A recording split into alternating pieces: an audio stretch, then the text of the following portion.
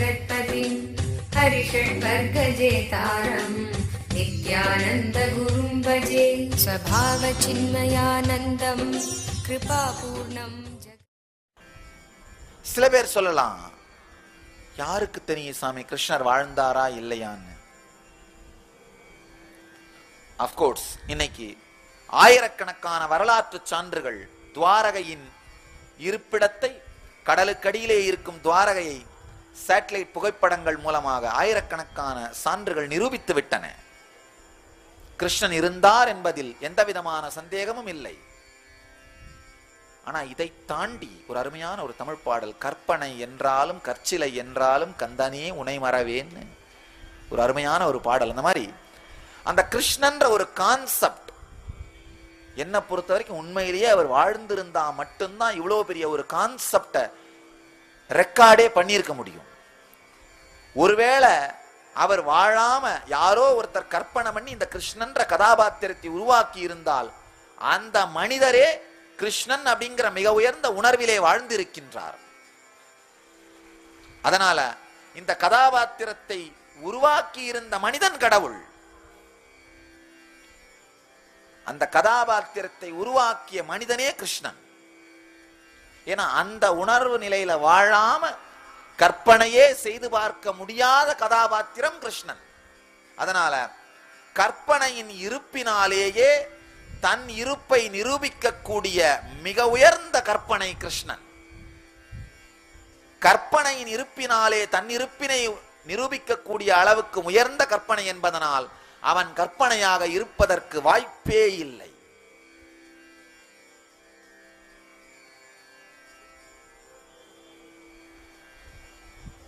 கிருஷ்ணனை போல உலக சமூகத்தை, உலக மனித சமூகத்தை தாக்கிய, தாக்கத்தை உருவாக்கிய இன்னொரு மனிதரை கண்டுபிடிப்பது சாத்தியமே இல்லை. பூமியின் மீது இறங்கிய மிக உயர்ந்த உச்ச உணர்வு நிலையின் வெளிப்பாடு கிருஷ்ணன். இந்த உடல் மூலமாக ஜீவன் முக்தியின் என்னென்ன பரிமாணங்கள் எல்லாம் வெளிப்பட முடியுமோ, மனித உடல் மூலமாக என்னென்ன விதத்திலெல்லாம் சக்தியும் புத்தியும் யுக்தியும் பக்தியும் முக்தியும் வெளிப்பட முடியுமோ அந்த எல்லா பரிமாணங்களும் உச்ச நிலையில் வெளிப்பட்ட உடல் கிருஷ்ணன்.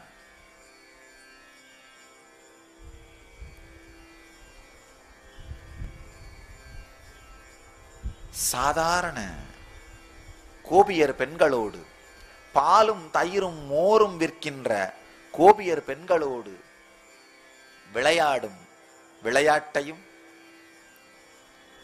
அரசர்களையே உருவாக்குகின்ற கிங் மேக்கரா இருக்கிற சாதுரிய திறனையும் பாரதியார் தன்னுடைய பாடல்களிலே பக்தியில் கரைகின்றார். கண்ணன் என் காதலன், கண்ணன் என் அண்ணன், கண்ணன் என் தம்பி, கண்ணன் என் தகப்பன், கண்ணன் என் தந்தை, பல்வேறு பரிமாணங்களிலே கண்ணனை நோக்கி கரைகின்றார். ஆனால் அது எல்லாவற்றையும் படித்தால் கூட சர்க்கரை மலையை உண்ட ஒரு எறும்பின் ஒரு குரல்தான் அந்த பாடல்கள்.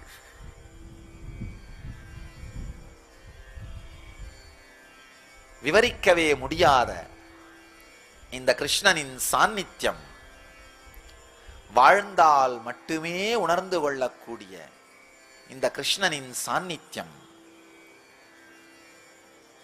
வார்த்தையால் வர்ணிக்கவும் இயலாத, புரிந்து கொள்ளவும் இயலாத, வாழ்க்கையால் மட்டுமே உணர்ந்து கொள்ளக்கூடிய அவனுடைய சாநித்தியத்தை வணங்கி இந்த கீதையின் மூலமாக அவன் சாநித்தியம் நமக்குள் மலர வேண்டும் என்று பிரார்த்தித்து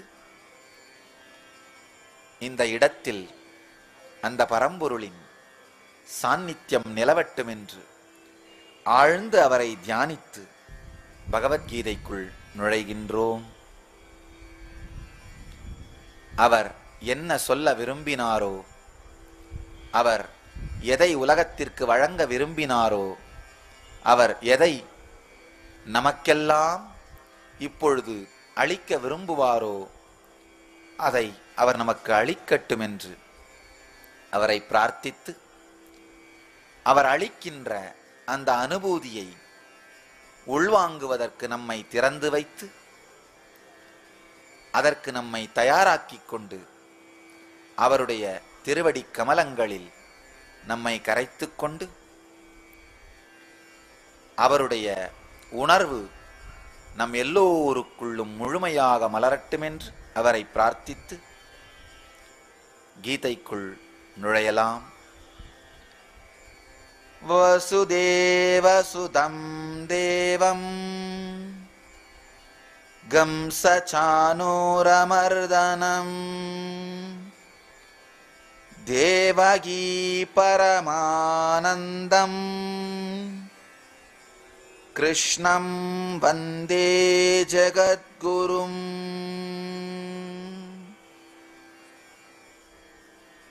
எம்பெருமான் 18 அத்தியாயங்களாக 700 ஸ்லோகத்திலே இந்த நூலை நம்மோடு பகிர்ந்து கொள்ளுகின்றார், உலகத்தோடு பகிர்ந்து கொள்ளுகின்றார். இது கிருஷ்ணனுக்கும் அர்ஜுனனுக்கும் இடையிலே நடக்கின்ற உரையாடல். சஞ்சயன் திருதராஷ்டிரனுக்கு நேர்முக வர்ணனை செய்வதைப் போல இந்த நூல் எழுதப்பட்டிருக்கின்றது.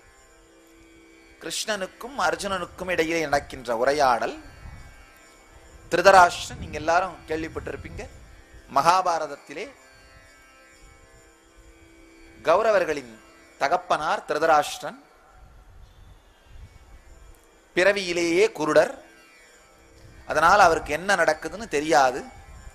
சஞ்சயன் மிக உயர்ந்த உணர்வு நிலையை அடைந்த யோகி, அவருடைய ஞான கண்ணின் மூலமாக, 3வது கண்ணின் மூலமாக போர்க்களத்திலே நடக்கின்ற எல்லாவற்றையும் மிக தெளிவாக திருதராஷ்டிரனுக்கு வர்ணிக்கின்றார். அந்த வர்ணிக்கின்ற காட்சியிலே அங்கு அர்ஜுனனுக்கும் கிருஷ்ணனுக்கும் இடையே நடக்கின்ற உரையாடலை வர்ணிக்கின்றார். இப்படித்தான் இந்த கீதை விவரிக்கப்பட்டிருக்கின்றது. இப்பெல்லாம் டிவி மூலமா நாம ஒரு இடத்துல நடக்கிறது இன்னொரு இடத்துல பார்க்கிற மாதிரி, அப்பெல்லாம் நமக்குள்ளேயே தன்னுடைய உடலுக்குள்ளே இருக்கின்ற சில சக்கரங்களை உயிர்ப்பித்தால், உயர்ந்த நிலைக்கு டியூன் பண்ணிக்கிட்டோம்னா ஒரு இடத்துல நடக்கிறது இன்னொரு இடத்துல பார்க்க முடியும். ஆழ்ந்து புரிந்து கொள்ளுங்கள். இப்ப நாம பார்க்கிறது எல்லாமே ஒளியை அடிப்படையாக வைத்த சயின்ஸ், லைட் பார்ட்டிகிள்ஸ். அப்போ இந்த சஞ்சயன் மாதிரியான யோகிகள் உபயோகம் பண்ணது ஒலியை அடிப்படையாக வைத்த சயின்ஸ். அந்த காலப்போக்கினாலே அந்த சயின்ஸ் மறைந்து விட்டது என்பதற்காக அது இல்லவே இல்லைன்னு நினைக்காதீங்க, அது இருந்தது. ஒரு பெரிய சயின்ஸ் ஒலியின் மூலமாக தன்னை உச்ச நிலைக்கு கொண்டு சென்று ஒரு இடத்திலே நடக்கின்றதை தெளிவாக தனக்குள்ளேயே பார்த்து விவரிக்கின்ற சக்தி. இந்த சக்தியோடு இருக்கின்ற சஞ்சயன் விவரிக்கின்றார், திருதராஷ்டிரனுக்கு இந்த நூலை விவரிக்கின்றார். இப்படித்தான் நூல் துவங்குகிறது. நூலுடைய முதல் ஸ்லோகத்திற்குள் நுழையலாம். अर्जुन उवाच दृष्ट्वेमं स्वजनं कृष्ण युयुत्सुं समुपस्थितम् सीदन्ति मम गात्राणि मुखं च परिशुष्यति वेपथुश्च शरीरे मे रोमहर्षश्च जायते गाण्डीवं स्रंसते हस्तात् त्वक्षैव परिदह्यते न च शक्नोम्यवस्थातुं भ्रुमतीव च मे मनः निमित्तानि च पश्यामि विपरीतानि केशव न च श्रेयोनुपश्यामि हत्वा स्वजनमाहवे.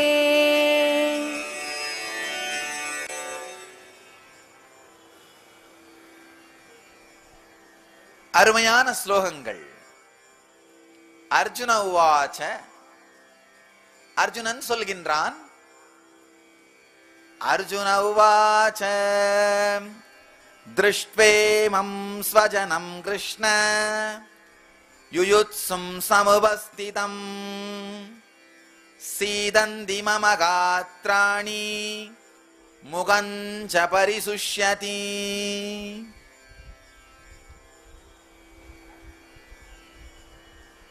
தமிழ் மொழிபெயர்ப்பு. கிருஷ்ணா,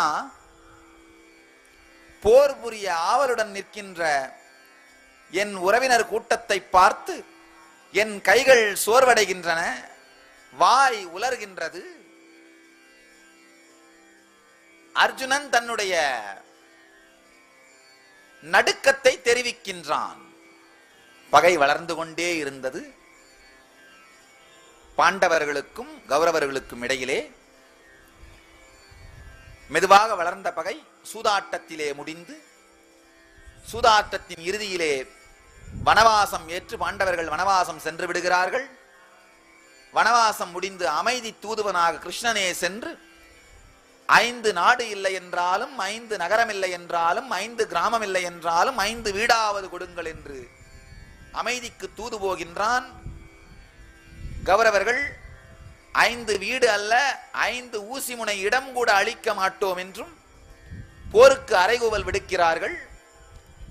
போருக்கு எல்லோரும் திரண்டு விட்டார்கள்.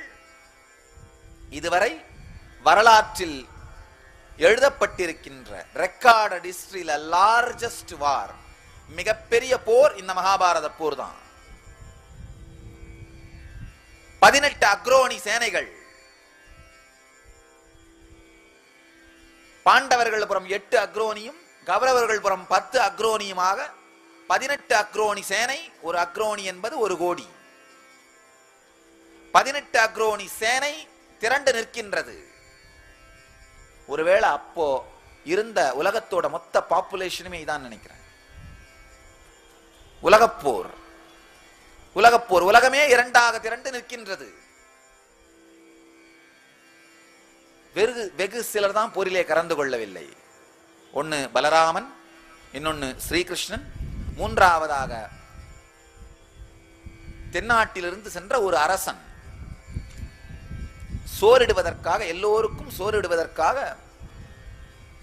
ஒரு சோழராஜன் போரிலே கலந்து கொள்ளாமல் உணவளிக்கும் வேலையை செய்தார். இவர்களை தவிர மற்ற உலகமே 2ஆக நிற்கின்றது. போர் இப்பொழுது துவங்க வேண்டும்.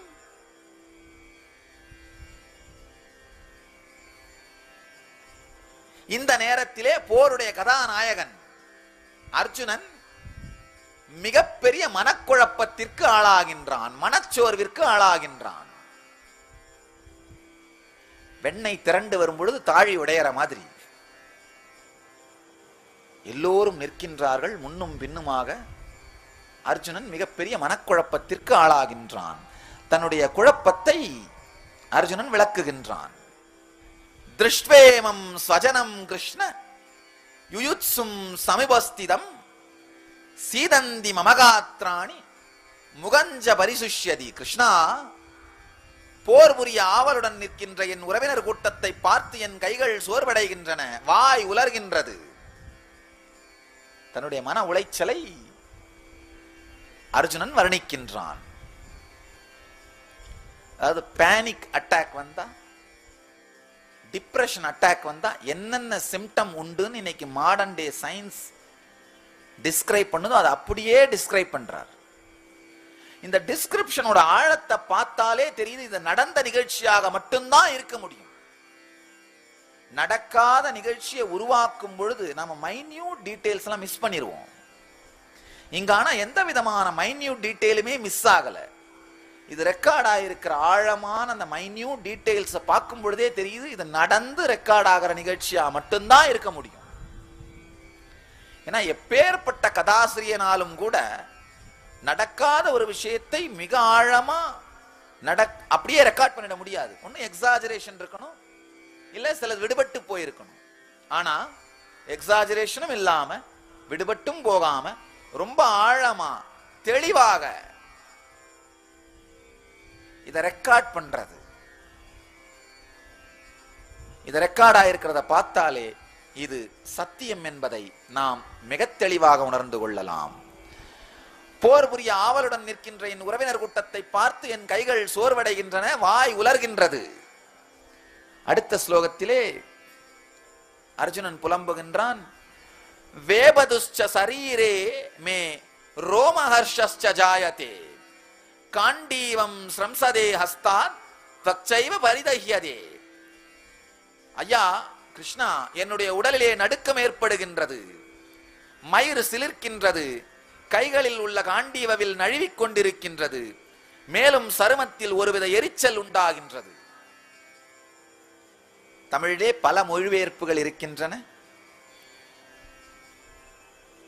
சுவாமி சித்பவானந்தருடைய மொழிபெயர்ப்பை தழுவி, அவருடைய மொழிபெயர்ப்பை தழுவி இந்த மொழிபெயர்ப்புகளை செய்திருக்கின்றோம்.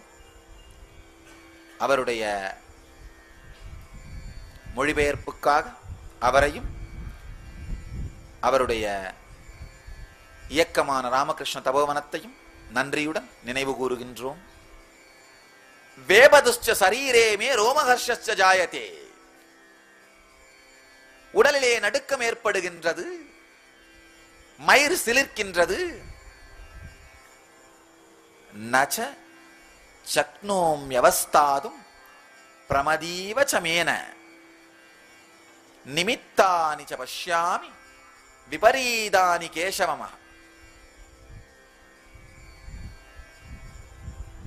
விபரீதானி கேசவம.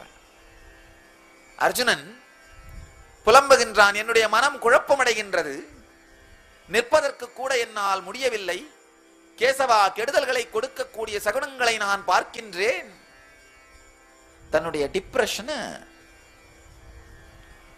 அர்ஜுனன் வெளிப்படுத்துகிறான். ஆழ்ந்து புரிந்து கொள்ளுங்கள், கிருஷ்ணன் தான் இங்க எல்லாவற்றிற்கும் ஆதி மூலம். எல்லாவற்றையும் உருவாக்கி போருக்கு எல்லாரையும் சரி செய்து தயார் செய்து சங்கை ஊதி விடுகின்றான். போர் சங்கு முழங்கி விடுகின்றது. எதிரிகள் இருவரும் இரண்டு படையும் நிற்கின்றது. அந்த இடத்திலே அர்ஜுனன் நடுநடுங்கி போயிருக்கின்றான். மன உளைச்சல், மன அழுத்தம்.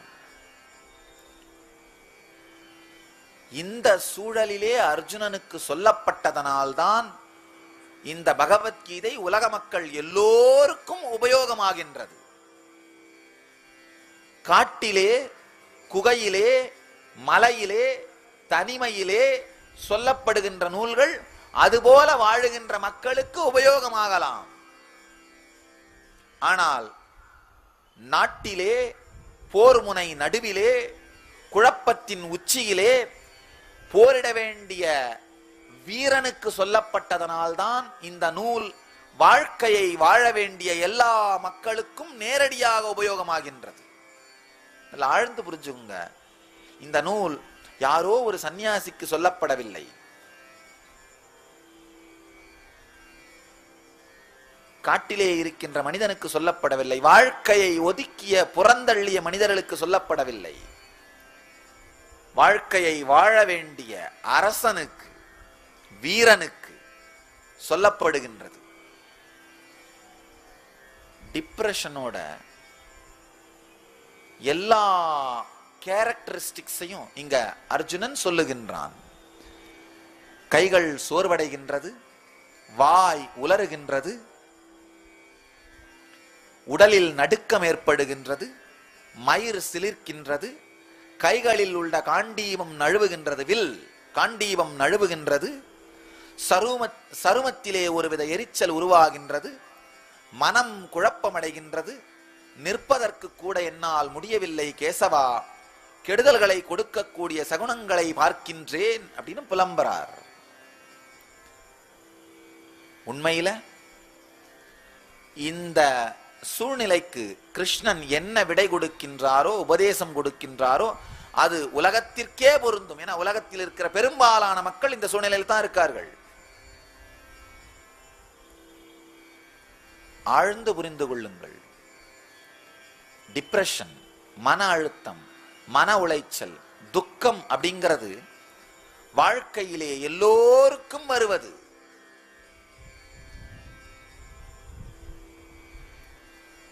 விதை விருட்சமாக மாற வேண்டுமானால் அது வெடித்தாக வேண்டும்.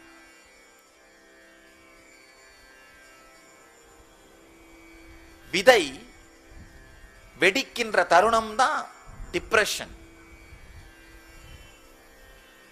சரியா அதுக்கு தேவையான நீரும் உரமும் கிடைக்காவிட்டால் மரணமடையும்,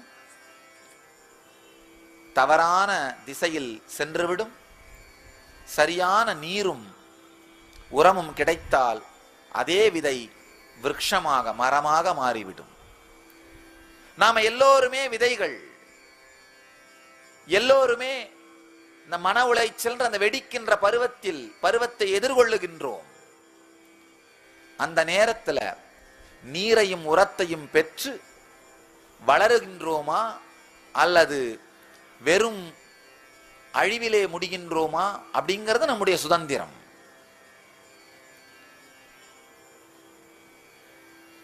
யூசுவலா மனிதனுக்கு டிப்ரெஷன் வரும்பொழுது 3 பாதை இருக்கு. ஒன்னு சூசைட். நம்ம எல்லாரும் தெரிஞ்சுக்கணும், உலகத்திலேயே அதிக நபர்கள் சூசைட் பண்ணிக்கிறது தென்னிந்தியாவில் தான். நல்லா புரிஞ்சுக்கணும், உலகத்திலேயே அதிக நபர்கள். நான் சொல்றது எல்லாமே ஸ்டாட்டிஸ்டிக்ஸ், கிளீனான ஸ்டாட்டிஸ்டிக்ஸோட தான் சாமி சொல்றேன். உலகத்திலேயே அதிக மக்கள் சூசைட் பண்ணிக்கிறது, முக்கியமா இளைஞர்களும் பெண்களும் சூசைட் பண்ணிக்கிறது சவுத் இந்தியா தான். ஒவ்வொரு 15 நிமிடத்திற்கும் 3 இந்தியர்கள் தற்கொலை செய்து கொள்கிறார்கள். அதுல ஒருத்தர் 15 to 30 வயசுக்குள்ள.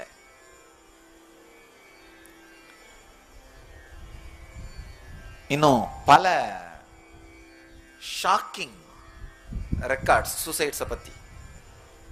சவுத் இந்தியா தான் சூசைடோட வேர்ல்ட் கேபிட்டல். எனக்கு ரொம்ப ஆச்சரியமா இருக்கு. மிகவும் அதிகமாக மக்கள் படித்த இடமாக இருக்கிற கேரளா தான் அதிக அளவு சூசைட்லயும் இருக்கு. சூசைடு ஒரு பாதை. சூசைட்ல 2 விதம் இருக்கு. ஒன்னு, உடனே தன் வாழ்க்கையை முடிச்சுக்கிற விதம், விஷமோ அல்லது தூக்கோ அல்லது ஏதோ ஒரு விதத்துல, அது ஒரு விதம். இன்னொன்னு, உடனே முடிச்சுக்கிற அளவுக்கு தைரியம் இல்லாம ஒரு நடைபெணமா வாழ்ந்துட்டு இருக்கிறது, அதுவும் ஒரு விதமான சூசைட் தான். நடைபெணமா வாழ்க்கையை வாழ்ந்துட்டு இருக்கிறது என்ன, உடனே சாக தைரியம் இல்லாததுனால தானா மரணம் வர்ற வரைக்கும் இழுத்துட்டு இருக்கிறது. தானா மரணம் வர்ற வரைக்கும் வாழ்க்கையை இழுத்துட்டு இருக்கிறதுக்கு வாழ்க்கைன்னு பேர் இல்லை, டிராகிங். வாழ்க்கையை இழுத்துட்டு இருக்கிறது, இது ஒரு கேட்டகரி. இன்னொரு கேட்டகரி அடிக்ஷன். அடிக்ஷன்னா மது, போதைப் பொருட்கள், புகையிலை, இதுக்கெல்லாம் அடிக்ட் ஆகிறது ஒரு பக்கம். இன்னொன்னு மன ரெஸ்ட்லெஸ்னஸ். ஏதாவது ஒண்ணு வெளியிலிருந்து நமக்கு வேண்டிக்கிட்டே இருக்கும், எதுவுமே இல்லாம நம்மளோட நாம உட்கார முடியாது, அதுவுமே அடிமைத்தனம் தான். டிவி இல்லாம, செல்போன் இல்லாம, நியூஸ் பேப்பர் இல்லாம நாம நம்மோட ஒரு 10 நிமிஷம் நம்மளால உட்கார முடியுதான்னு பார்த்தா முடியாது. இதுதான் மிகப்பெரிய கொடுமை. மனித சமூகத்திற்கு இழைக்கப்பட்ட மிகப்பெரிய கொடுமை என்னன்னா, தன்னோடு தான் அமைதியாக அமருகின்ற தன்மையை அவன் இழந்து விட்டது. நம்ம கூட நாமளே சைலண்டா 1/2 மணி நேரம் உட்கார முடியுதான்னு பாருங்க, முடியல.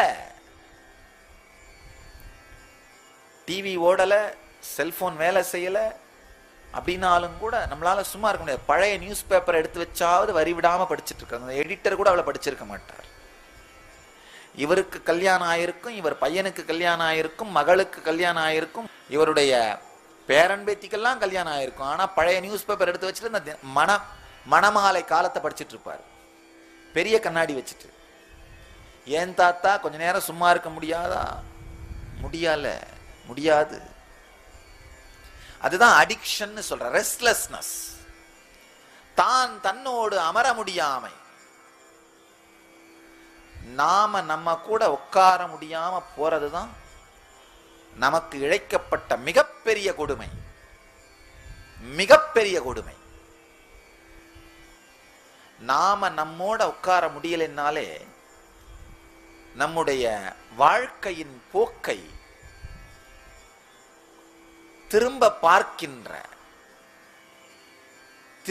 பார்க்கின்ற தன்மையை இழந்து விடுகிறோம். ரீதிங்க் பண்றது, ரீலுக் பண்றது, திரும்ப உள்நோக்கி பார்க்கிறது, இது எதுவுமே நம்ம வாழ்க்கையோட பாகமா இல்லாம போயிருது. அதுதான் பெரிய கொடுமை. மனித இனத்தில் இப்பொழுது இருக்கின்ற, மனித இனத்திற்கு இப்பொழுது இருக்கின்ற மிகப்பெரிய பிரச்சனையான டிப்ரெஷன், டிப்ரெஷன் சார்ந்த வியாதிகள், மன உளைச்சல் சார்ந்த வியாதிகள், மன அழுத்தம் சார்ந்த வியாதிகள், டெரரிசம் கூட, தீவிரவாதம் கூட மன அழுத்தமும் மன உளைச்சலும் சார்ந்த வியாதிகள் தான். நல்லா புரிஞ்சுக்கோங்க. தீவிரவாதம் கூட மன அழுத்தமும் மன உளைச்சலும் சார்ந்த வியாதி தான். அதுதான் மூன்றாவது பாதை.